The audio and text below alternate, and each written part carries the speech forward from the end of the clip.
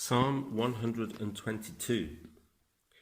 It is chiefly on this psalm that the idea of these being pilgrim songs or odes is based.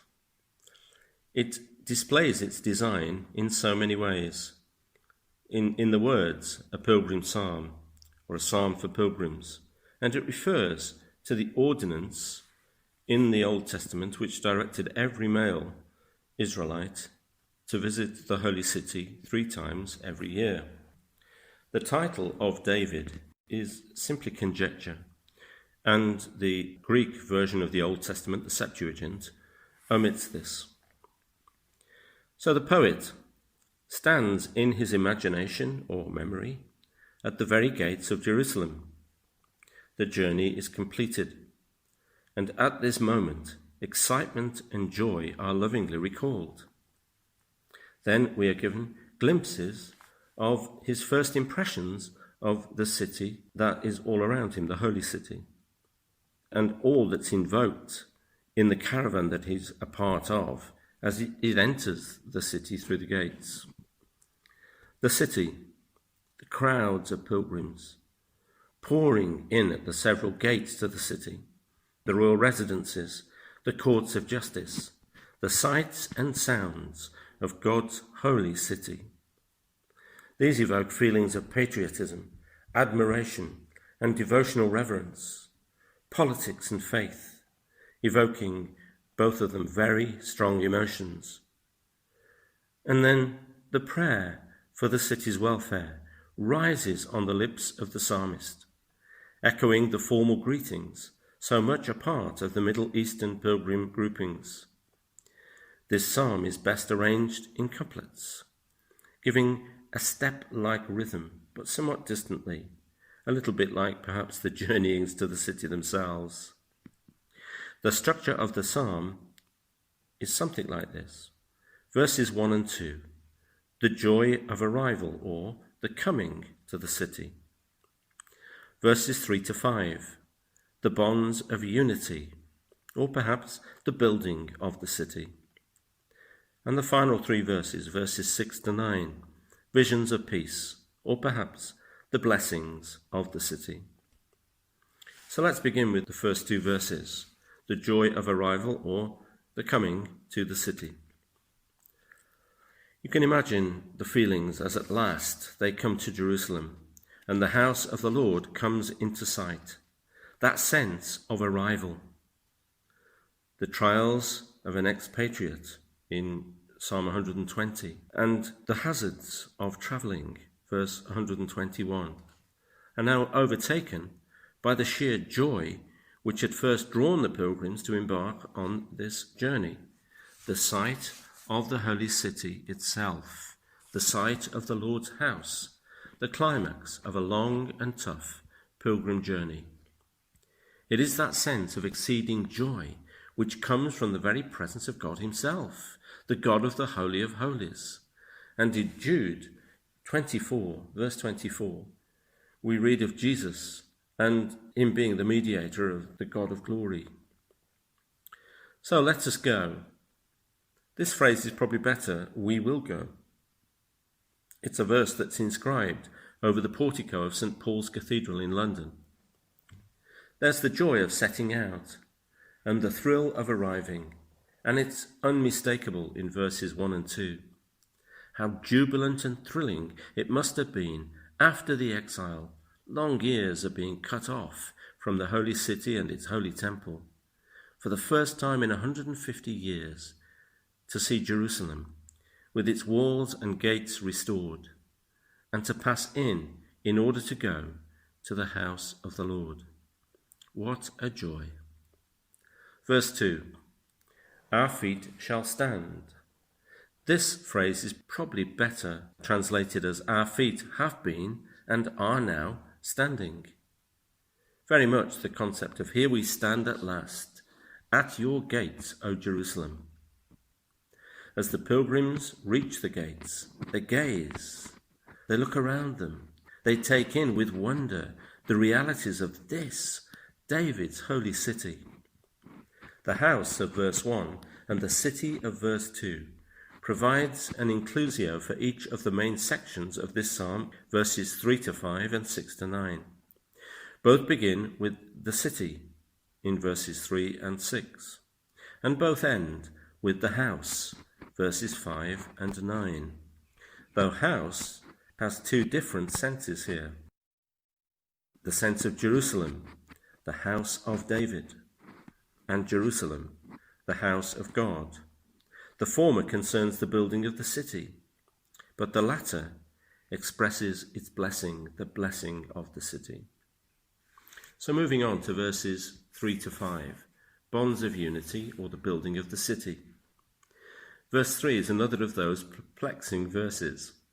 It is either about the rebuilding of the city and the reuniting of its different parts, which were disconnected by Babylonian destruction, or it may be about a rustic impression on first seeing a compacted city after the pilgrims arrived, as they had been quite used and probably lived in straggling villages throughout Israel. The Septuagint has a good suggestion with its rendering of this verse.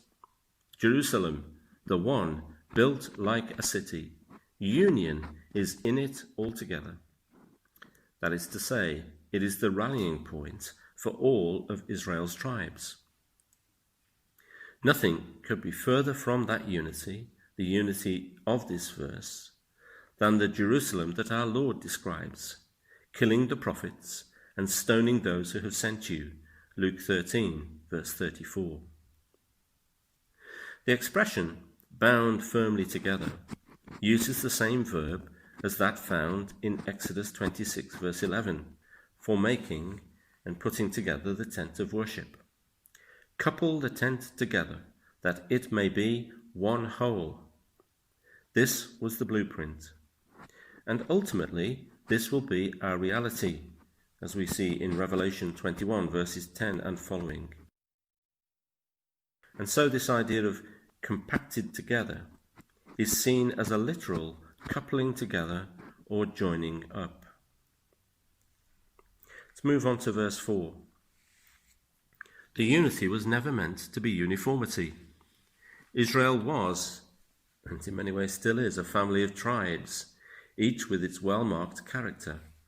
And we can see that in the blessings given by Jacob in Genesis 49 and Moses in Deuteronomy 33. But their ties were more than blood. These are the tribes of the Lord, and Jerusalem was where they were to meet him, not simply where they were to meet each other. You may remember the story of Jeroboam and his breakaway kingdom of the northern tribes.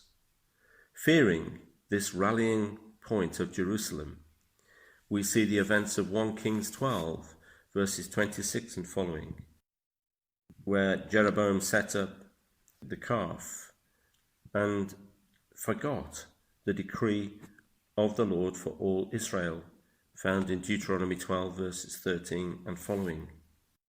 The idea that he should never be at odds with what was offered him by the same God. He was offered to be the king, but he was also conditioned, told, reminded to be faithful to that God. 1 Kings 11, verse 38. So the object of these pilgrim feasts was to give thanks. It wasn't to seek unity or somehow to seek prosperity, but to give thanks to God. The gifts that they received were over and above the occasion itself. They were not its raison d'etre. They weren't to find unity or prosperity. Whereas for the pagans, as they worshipped, there was a blatant sense of securing in worship what one wanted. If you look at Hosea chapter 2, verse 5, you'll see that being outlined. The phrase according to the statute is taken from Exodus 23, verse 17, and Deuteronomy 16, verse 16.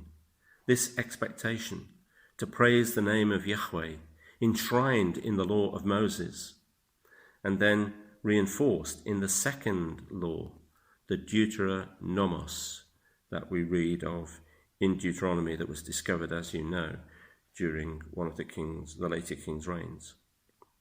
Moving on to verse 5.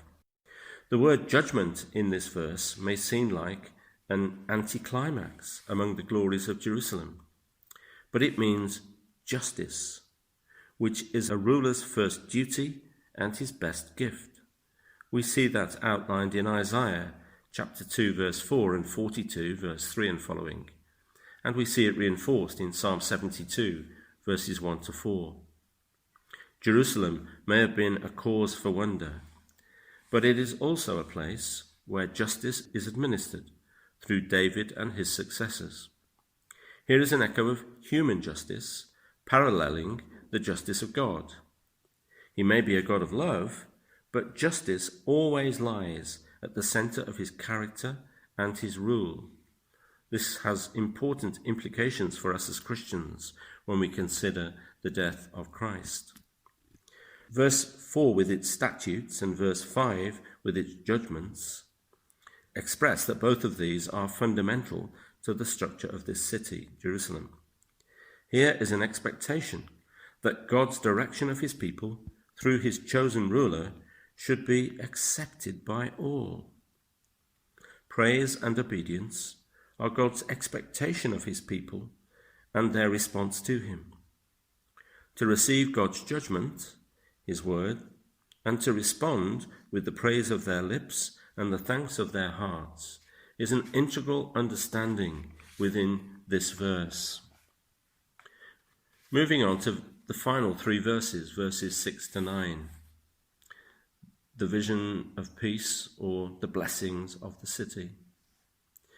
In verse 6, there's a sound and a sense to the verse, epitomized really by the name Jerusalem, which at the end of its name has Shalom, peace, its final syllable suggesting the word peace. And we'll see how that plays out in Hebrews 7, verse 2. Shalom, peace, and salua, security or prosperity, make their presence felt in this verse. They are the proper fruits of justice, the subject of verse 5. It's impossible in English to reproduce the effects of the original Hebrew. Shalom is the usual greeting of the Middle East. So here is an alliteration and a play on the Salem sound in Jerusalem. The first piece is a challenge to the pilgrims to give Jerusalem the customary salutation. There are then 3 steps they are to follow, asking for peace, the peace of the city of peace. The first is to ask for the prosperity of those who love Jerusalem. The second is to ask for the peace that may be found within her walls. And the third is to ask for the prosperity or peace found in her palaces. So verses 6b and 7 are very much an intercession that is called for in verse 6a, namely, ask for prosperity, ask for peace, ask for prosperity, Jerusalem, her walls and her palaces. Moving on to verse 7. In verse 7 and verse 8, verse 7 has 2 phrases within, and verse 8, 1. This shows that the prayer is more than simply asking for security from external forces, although it should be noted that the walls and towers are there, and we can see in Psalm 48, verses 12 and following, the importance of praying for that. But it also asks, above all, for concord and peace within. The psalmist sees the need for peace, fostered within Jerusalem's walls. It needs to be at peace, a unity within itself. That's a prayer that's echoed in the Anglican prayer book. In verse 8, the formal greeting of peace actually appears, a greeting given by every traveller to the Middle East. If you compare John 20 verse 19 with Luke 10 verse 5, you'll see how this greeting of peace is used. The full form of this greeting appears at 1 Samuel 25, verse 6. If this psalm is in the context of Nehemiah and his return to rebuild the city of Jerusalem, then the phrase, "for the sake of my brothers and friends," has an added poignancy. Here is Nehemiah returned to meet the challenge posed to him by his brothers, the rebuilding of the city and its walls. The friends in Jerusalem needed the leadership he brought from the Persian court. The powerful of the land were much disturbed by his return, and you can read about this in Nehemiah chapter 2, because he'd come to promote the welfare of the Israelites, as we see in Nehemiah 2, verse 10. Let's move on to verse 9. If he joined in singing the psalm, verse 9, the prosperity of Jerusalem would be something he'd be seeking and promoting. As we read in our final verse, Jerusalem was where God saw fit to build his house. "I will seek your good" was a simple response that such a fact demanded, and it appears to have had no upper limits. For the Christian, of course, we have no territorial boundaries. Hebrews 12, verses 22 to 24, and Hebrews 13, verses 1 to 3, show us what the inspirational implications of this really are.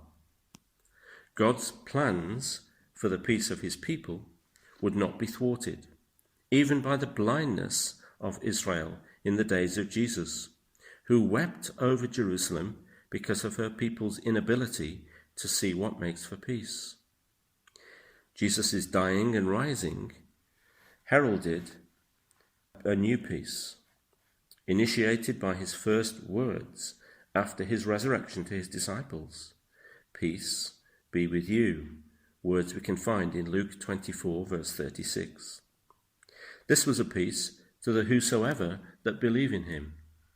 The peace of the New Jerusalem, that temple, of course, not being a physical temple, but the temple of the body of his people. A peace that would bring peace between God and man. A peace that would bring peace between human beings. But most of all, a peace that would be given to the inner man of all those, the whosoevers, who believe in Jesus. As Jesus said, "It is a peace that the world cannot give, a peace that the world cannot understand. This is the peace of the Prince of Peace, a peace that began at Calvary, a peace shared by all of God's people who know peace between man and God through the dying and rising of Christ, between man and man because of the words of Jesus to overcome evil with goodness, and a peace in the inner man because in proclaiming Christ's victory within each human being, he's put his peace, a lasting peace, within all of those who are his followers." A final thought. The final thought I have is of Legion, the man who was raving, the man who was uncontrollable, and yet at the word of Jesus was given the gift of inner peace. May that gift be ours as we read this psalm, now and always. Amen.